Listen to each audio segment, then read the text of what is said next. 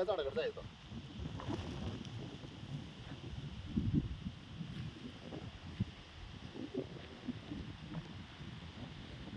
नमस्कार शेतकरी मित्रांनो, आपण आता शिंगुर्णीमध्ये आहे मित्रांनो.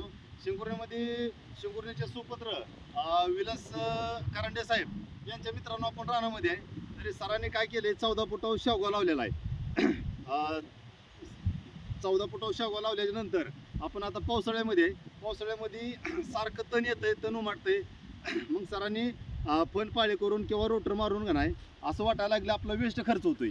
तर मित्रांनो सरांनी काय नियोजन केलंय, आपण आता फ्लावर आणि कोबी ही जर आपण लावला तर आपल्याला उत्पादन बी मिळेल आणि तणनाशकचा बी विषय राहणार नाही. तर काय केलंय, आता एका बेडवर फ्लावर, एका बेडवर कोबी असं नियोजन केलंय आपण. सरांनी जुरा नमस्कार सर. आता हे तुम्ही असं नियोजन केलंय, तुम्हाला कोणी सांगितलं की आपलं मशीन असं काम करतंय किंवा चांगला फायदा होईल? बरं, केळीसाठी बेड सोडलेला माझ्या डोक्यात आला, आपण पण असं रुंदी बेड कोबीसाठी जोडू शकतो. बरं बरं त्यानंतर लावल्यानंतर मला बेड भारी वाटला. बरं. तुमच्या आता शेवग्याला कुठली वरायटी आहे शेवग्याची? ओडीसी 3 आणि किती दिवस झाले शेवगा लावून? 1 महिना झाला. 1 महिन्यात. मित्रांनो, एका महिन्यात पूर्ण गुडघ्याच्या वर शेवगा गेलाय. तर शेती करावी तर करंडे साहेबासारखी शेती कुणीही करावी. तर मित्रांनो, आपण काय केलंय, तणनाशक म्हणा किंवा फनपाळी करत असताना आपला वेस्ट खर्च होतोय.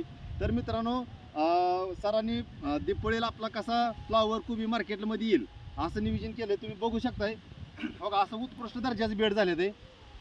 तर ह्या बेडवर मित्रांनो आता काय होते, आपला ही बेड आहे 3 फुटाचा. तर तुम्ही इथं 2 लाईनी आणि इथं 2 लाईनी लावल्या.